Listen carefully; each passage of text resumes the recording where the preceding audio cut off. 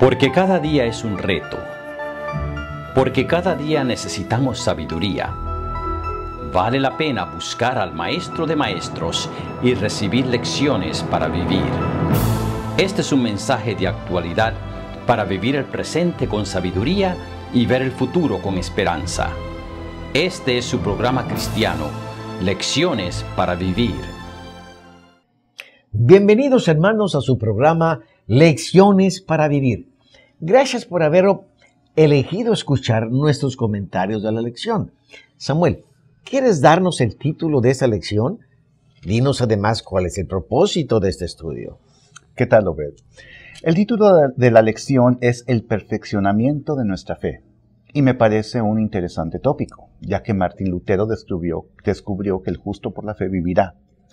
El propósito de la lección es recordarnos que Jesús es el consumador de nuestra fe y que las pruebas que nos llegan son herramientas que Él usa para aumentar y purificar nuestra fe. Bienvenidos, hermanos. Estoy seguro que esta lección aumentará nuestro deseo de perfeccionar nuestra fe. Oremos, hermanos, para que el Espíritu Santo nos dirija en el estudio de hoy. Te agradecemos, oh Dios, nuevamente por las grandes bendiciones que nos proporcionas. Y al estudiar esta lección, queremos que estés en nuestro medio. Te lo agradecemos todo en el nombre de nuestro Señor Jesús. Amén. Amén. El enviar una carta por correo es un ejercicio de fe. Si le escribo a un amigo lejano, no le puedo dar la carta yo mismo. Necesito la ayuda del servicio postal. Pero para que puedan entregar mi carta, tengo que depositarla en el correo. No me puedo quedar con ella. La tengo que colocar en el buzón y soltarla. Luego debo confiar en que el servicio postal se hará cargo de mi carta hasta entregársela a mi amigo. Yo no puedo ver todo el proceso, pero mi fe en el servicio postal me dice que mi carta estará segura con ellos. Asimismo, cuando enfrentamos un problema difícil que no podemos resolver, echamos mano de nuestra fe. Sabemos que necesitamos de la ayuda divina.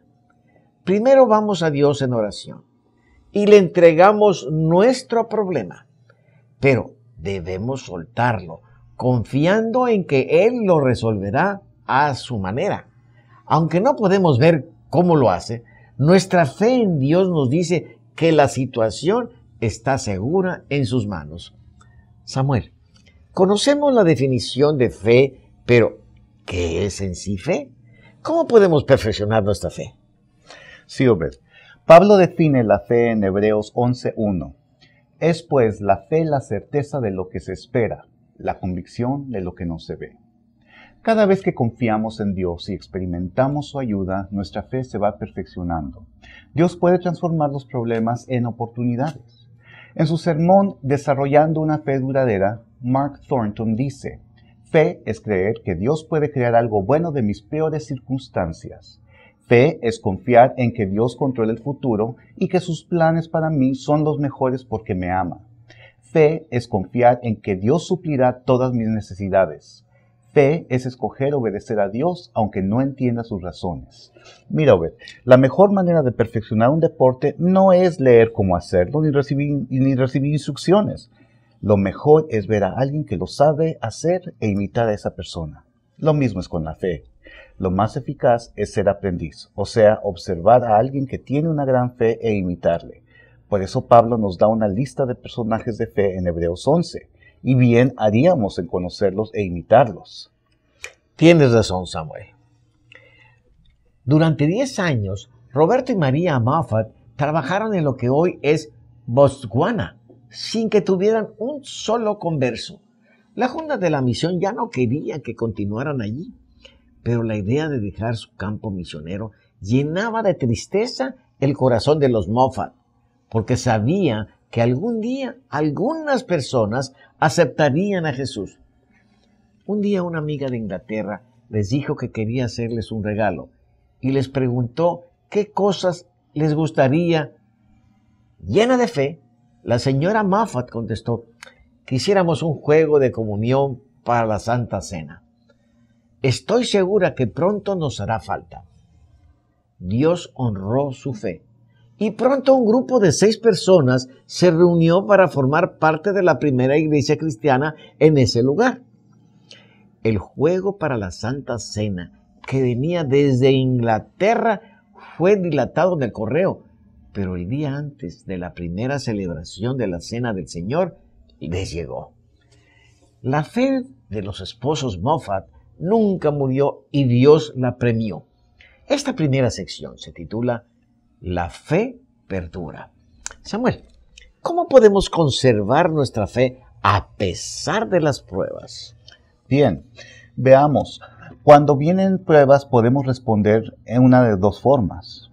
Podemos renegar y desanimarnos y permitir que muera nuestra fe, o podemos aferrarnos a nuestro Dios, confiar en Él y regocijarnos en las pruebas, porque dice Santiago en el capítulo 1, verso 3, que la prueba de nuestra fe produce paciencia.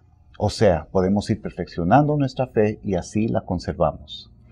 Había un agricultor en Idaho que cosechaba papas. Para que las papas generen el mejor precio, deben separarse por tamaño, grandes, medianas y pequeñas. Todos los agricultores las separaban, menos uno. Sin embargo, él siempre obtenía el mejor precio por sus papas. Un vecino por fin le preguntó su secreto y él contestó: es muy sencillo. Cargo la carreta con toda clase de papas. Tomo el camino que va al pueblo que tiene más hoyos. Durante el viaje de 8 millas, con tanto brinco, las papas pequeñas caen hacia el fondo, las papas medianas quedan en medio y las papas grandes se mantienen encima. ¿Sabes, Obed? Esto no sucede solo con papas, es la ley de la vida. Las papas grandes permanecen encima en las carreteras difíciles, así como las personas de fe se concentran hacia arriba en momentos de prueba. ¿Cómo lo podemos hacer, hermanos? Cuando aprovechamos las dificultades para perfeccionar nuestra fe. Samuel, dijo Santiago en el capítulo 1, verso 2, hermanos míos, tened por sumo gozo cuando os halléis en diversas pruebas. ¿Cómo podemos aprender a regocijarnos en las pruebas y por qué debemos regocijarnos?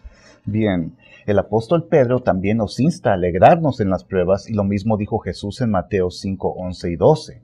La pregunta es, ¿por qué debemos regocijarnos en las pruebas? Primero, porque como dice Santiago, la prueba de nuestra fe produce paciencia. Segundo, dijo Jesús, porque vuestro galardón es grande en los cielos. Cuando se trata de aflicciones por nuestra fe, recibiremos una gran recompensa. Tercero, para que sometida a prueba vuestra fe sea perfeccionada. Cuarto, las pruebas nos hacen participantes de los padecimientos de Cristo. Santiago 1:4 agrega: mas tenga la paciencia su obra completa, para que seáis perfectos y cabales, sin que os falte cosa alguna. Noten la secuencia: fe, prueba, paciencia, perfección. Santiago comienza con la fe porque es el fundamento de toda experiencia cristiana verdadera. Luego dice que necesitamos las pruebas para verificar si nuestra fe es genuina. Por último, Santiago afirma que la meta de Dios para nosotros es que seáis perfectos y cabales sin que os falte cosa alguna. La palabra perfectos, teleios, significa madurez espiritual, mientras cabales o lócleros se refiere a estar completos totalmente. En verdad, podemos llegar a ser mucho más en el Señor si morimos al yo y le permitimos hacer su obra en nosotros. En una ocasión bastante difícil, Hudson Taylor le escribió a su esposa desde la misión de China, diciendo: tenemos 25 centavos y todas las promesas de Dios. Esa es una fe positiva. Solo por fe nos podemos regocijar en las pruebas en lugar de amargarnos por ellas. Gracias, Samuel. Se dice que en el noreste de Estados Unidos hay una montaña que parece el rostro de un hombre. La llaman el viejo hombre de la montaña. Se recuerdan que un hombre que vivía por allí pasaba mucho tiempo contemplando el rostro de la montaña. De hecho, lo contempló tanto que eventualmente se llegó a parecer al viejo hombre de la montaña. Si es cierto o no, yo no sé. Pero lo que sí es cierto es que al contemplar somos transformados. Dios desea que seamos perfectos y solo contemplando a Jesús podemos adquirir esa perfección.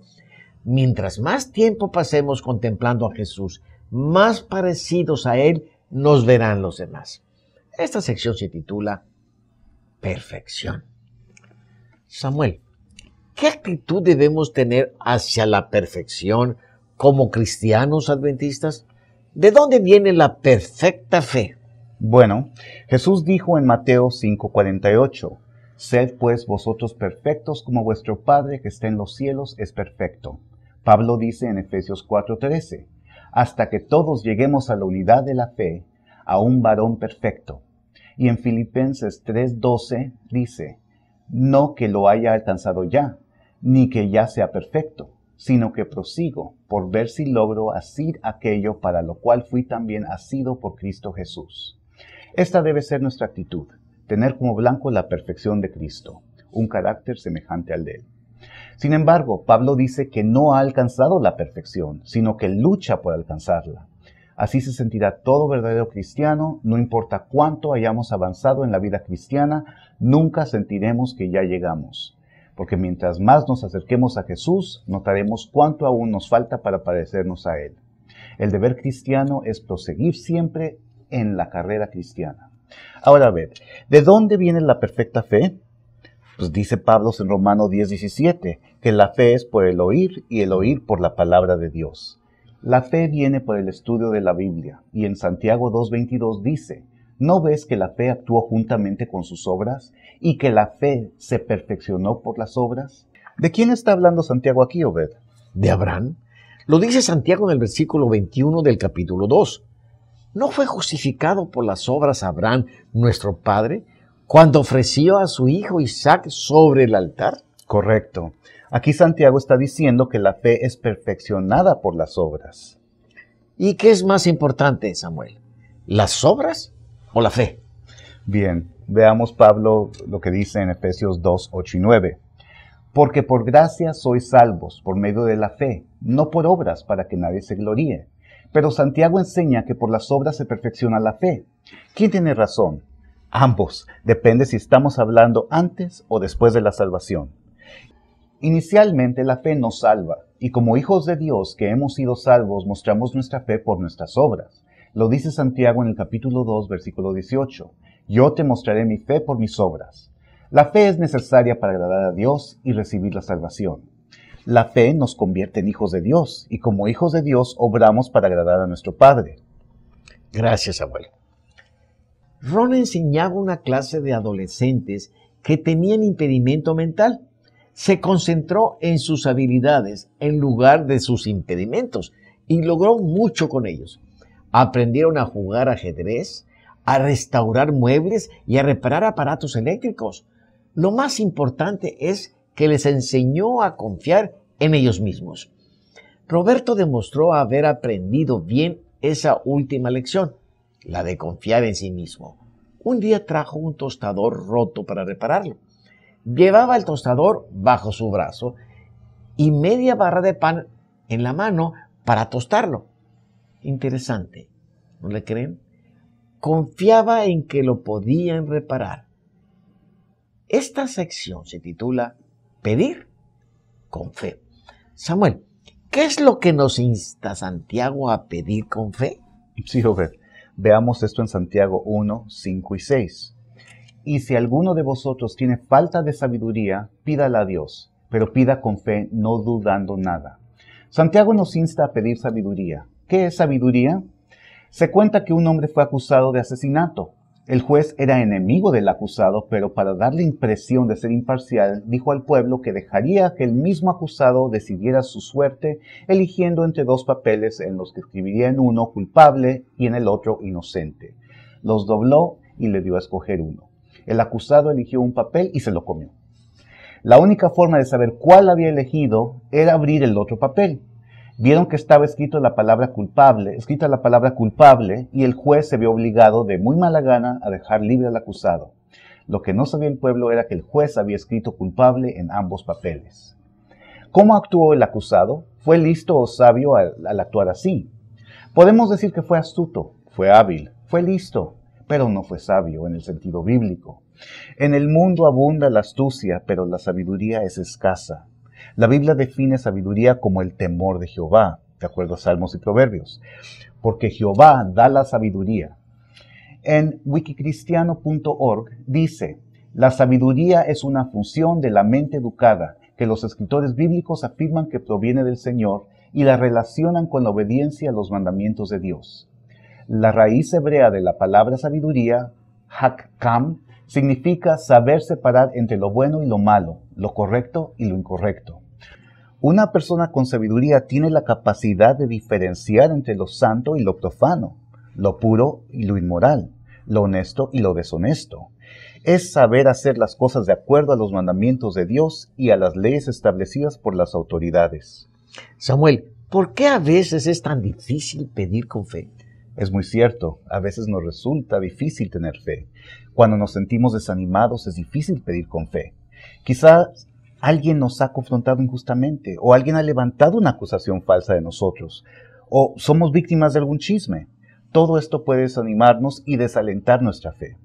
Hermanos, no somos únicos. A través de la Biblia vemos que grandes hombres de Dios también se desalentaron a veces, y algunos hasta dudaron de la presencia de Dios. Por ejemplo, Job, quien llegó a pensar que él no merecía lo que había acontecido y que Dios no lo estaba tratando justamente.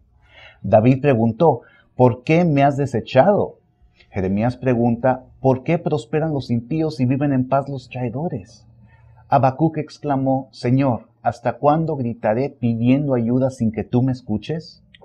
Especialmente notable es el caso de Elías, quien perdió su fe en un tiempo récord. Desde una gran fe en el Monte Carmelo pasó a una tremenda duda cuando Jezabel lo amenazó. Pero Dios no lo abandonó y pasó la prueba. Es fácil decir tengo mucha fe cuando las cosas van bien. Es cuando nos llega una tragedia o una super prueba cuando nos falla la fe. Es en estos momentos de prueba cuando debemos echar mano de la oración y pedir aumenta nuestra fe. Pues como dice Job en 22:10, me probará y saldré como oro. Hermanos, cada vez que ejercitamos nuestra fe se fortalece. Gracias, Samuel. ¿Han escuchado la historia del hombre que no decidía nada sin echar un volado? Cuando tenía que decidir, escuchaba sugerencias, leía libros, oraba, pero al final de cuentas echaba una moneda al aire para decidir. Un día un amigo le dijo, ¿por qué dejas todo a la suerte? ¿Por qué no dejas la moneda a un lado y haces tus propias decisiones? El hombre contestó, está bien, echa esta moneda al aire. Si cae sol, no dejaré mis decisiones a la suerte. Pero si cae águila, volveré a echar la moneda al aire. El amigo echó la moneda al aire y cayó sol. Bueno, le dijo, ya no estará echando volados. El hombre le dijo, estás equivocado. He estado usando esta moneda por años. Mírala bien. Ambos lados son sol. Lo que parecería decisiones al azar eran realmente decisiones deliberadas. A menos que ustedes tengan una moneda de ambos lados iguales, hay dos lados para todos. Esta sección se llama el otro lado de la moneda o al otro lado de la fe. Samuel, ¿a qué se refiere esta sección? Veamos el texto. Dice Santiago 1:6 al 8. Pero pida con fe, no dudando nada, porque el que duda es semejante a la onda del mar, que es arrastrada por el viento y echada de una parte a otra. No piense, pues, que tal haga que recibirá cosa alguna del Señor. El hombre de doble ánimo es inconstante en todos sus caminos. La fe es un lado de la moneda y la duda es el otro lado. Pero Dios no quiere que echemos la moneda al aire. Él quiere que nuestras decisiones sean deliberadas, escogidas por nosotros, no por el azar. Dice Elena White en el libro Educación, página 247, tener fe significa confiar en Dios, creer que nos ama y que sabe mejor qué es lo que nos conviene. La verdadera fe es la que confía en Dios. El creyente descansa en la seguridad de que Dios suplirá sus necesidades de manera en que Dios lo considere mejor. Un padre amante no da a su hijito todo lo que le pide. Dice un proverbio danés, da a un cochino cuando resuella y a un niño cuando llora, y tendrás un buen cochino y un niño malo. Dios está creando hijos, no cochinos. Por eso no nos da todo lo que le pedimos, pero no por eso ha de disminuir nuestra fe. El otro lado de la moneda es la duda. La persona que duda es como una onda que no tiene estabilidad propia, sino que es arrastrada por el viento, ya sea las circunstancias o las demás personas. Santiago dice que el que duda no espere respuesta. El comentario bíblico adventista, tomo 7, página 523, dice: Dios tiene que demorar las respuestas a nuestros pedidos hasta que estemos listos a ser movidos por fe, sin vacilaciones. Las bendiciones especiales que podían haber recibido si hubiesen pedido con fe, les son negadas debido a su confianza vacilante. Samuel, ¿qué quiere decir el hombre de doble ánimo? Además, ¿cómo dijo Jesús que debe ser nuestra fe? Mira lo que dijo en Lucas 17:6. Si tuvierais fe como un grano de mostaza, podríais decir a ese sicómoro: desarráigate y plántate en el mar, y os obedecería. Y la viejecita que estaba cansada de ver la montaña detrás de su casa oró esa noche: Dios, que por favor mañana ya no esté ese monte ahí. Y a la mañana siguiente, cuando se levantó y lo vio, dijo: yo sabía que todavía iba a estar ahí. En primer lugar, ella no tenía esa clase de fe. Pero en segundo lugar, Dios no va a responder oraciones solo para cumplir un capricho. Lo que Dios desea desarrollar en nosotros es fe, no presunción. Dios desea que nuestra fe sea viva y que vaya creciendo. Esto sucede solo cuando ejercitamos nuestra fe y confiamos en Dios en toda circunstancia. En cuanto al hombre de doble ánimo, Santiago se refiere a la persona vacilante de Santiago 1:6. Dice el comentario bíblico adventista, tomo 7, página 523. Su mente se encuentra dividida entre la atracción de los placeres terrenales y el deseo de ser completamente fiel a Dios. Vacila entre la fe y la incredulidad. Esas personas hacen un daño a los demás, especialmente a los jóvenes de nuestra iglesia, quienes les llaman hipócritas. Pues si preguntamos a los adolescentes por qué hay tantos que dejan la iglesia, muchos responden: porque ahí hay mucha gente hipócrita. El comentario bíblico adventista dice en la misma cita: el tener un solo propósito fijo en Dios, o sea, no ser de dos caras, es imprescindible para el éxito espiritual del cristiano. Gracias, Samuel. Un joven rico cansado de la vida pensó que no valía la pena. Iba rumbo al río para quitarse la vida. En el camino, un niño pordiosero le pidió monedas para comprar pan. Viéndolo tan hambriento, sintió lástima de él y se dijo: veré que este niño coma por lo menos una buena comida en su vida y después moriré. Lo llevó a un buen restaurante y le ordenó un banquete. Al verlo comer con tanto entusiasmo, el joven se sintió gozoso y pensó que si se suicidaba, el niño pronto sentiría hambre otra vez. Decidió hacerse cargo de que el niño nunca más pasaría hambre. El joven encontró felicidad, pues tenía algo por lo cual vivir: ayudar a un ser humano. Hermanos, la felicidad no está en las riquezas, sino en servir. Esta sección se titula El rico y el pobre. Samuel, ¿cuál es el mensaje de Santiago? ¿Cómo difiere con el de Jesús? Primero te contesto la segunda pregunta. El mensaje de Santiago y el de Jesús no son distintos. Lo mismo que enseñó Jesús en cuanto a los ricos, lo afirma Santiago.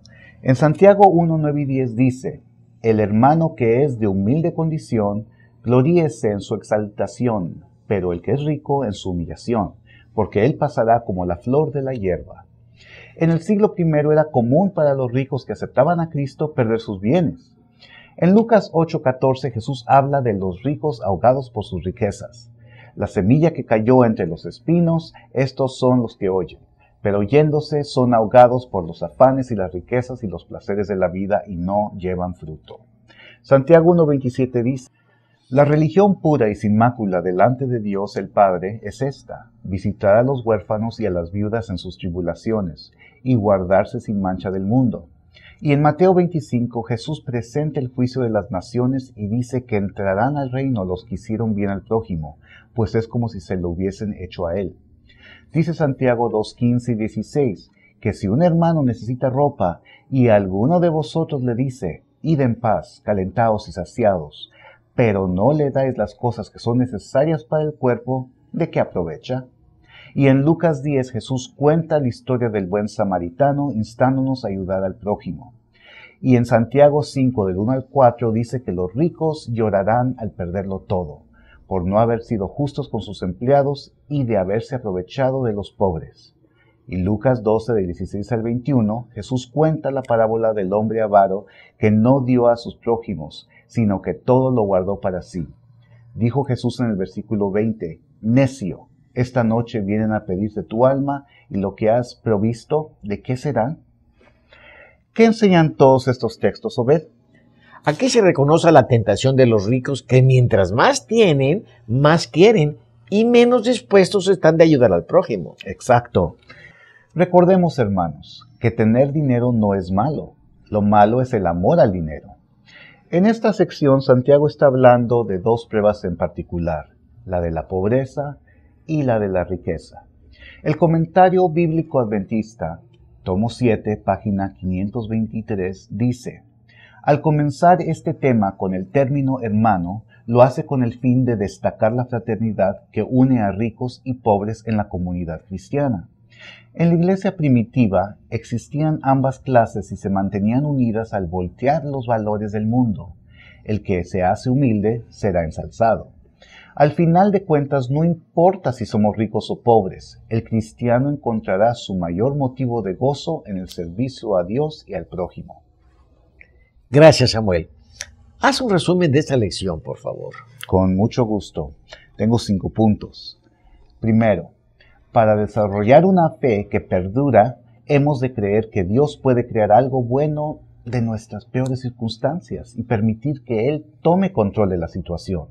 Segundo, la perfección de nuestra fe viene cuando nos regocijamos en las pruebas y adquirimos la paciencia que obra la perfección.